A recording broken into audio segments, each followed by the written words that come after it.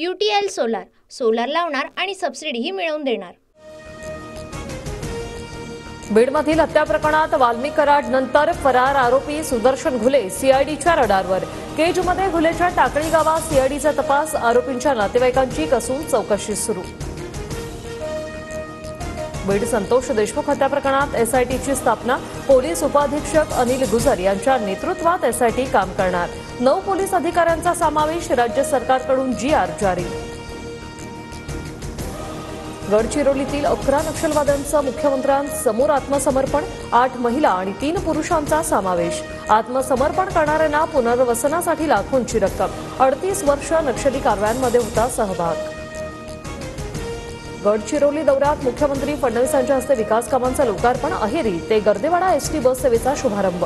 75 वर्षांनंतर गावात एसटीची बस तर नव्या हेलिपॅडचंही उद्घाटन। भाजप कोकणात ठाकरे गटाला जोरदार धक्का देणार, माजी आमदार राजन साळवी भाजपच्या वाटेवर। शिर्डीत 12 जानेवारीला पक्षप्रवेश निश्चित, साळवी 2 दिवसात भूमिका मांडणार, सूत्रांची माहिती। नवीन वर्षात उद्धव ठाकरेंचं मिशन बीएमसी, 7 जानेवारी ते 9 जानेवारी मुंबईतील पदाधिकाऱ्यांच्या विभागवार बैठका होणार। या बैठकीत महानगरपालिका निवडणुकांच्या तयारीचा आढावा घेतला जाईल। मंत्रिपदावरून डावलल्यानंतर अब्दुल सत्तारांची शेरोशायरी 2.5 वर्ष थांबावं लागेल असं मला शिंदेंनी सांगितलंय। सत्तारांचं भाष्य, रावसाहेब दानवेंवरही निशाणा। दुहेरी हत्याकांडानं नागपूर हादरलं, इंजिनियर मुलानं आई वडिलांना संपवल्याची धक्कादायक घटना। शिक्षण सोडून शेती करण्याचा सल्ला दिल्याने हत्या, 4 ते 5 दिवसांपासून घरातच ठेवले होते मृतदेह।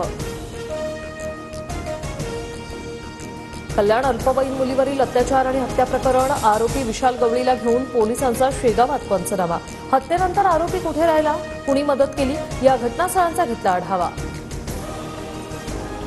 जळगावच्या पाळघीतील राड्याप्रकरणी 7 संशयितांना 2 दिवसांची पोलीस कोठडी, 25 जणांविरोधात गुन्हा दाखल। परिसरात उद्या सकाळपर्यंत संचारबंदी।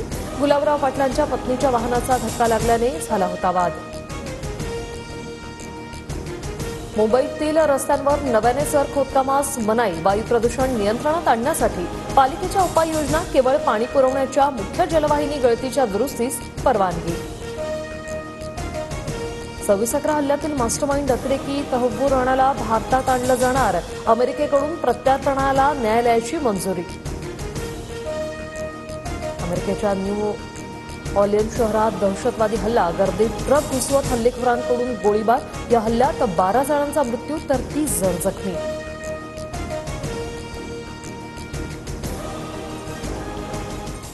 UTL सोलार सोलार लावणार आणि सबसिडीही मिळवून देणार।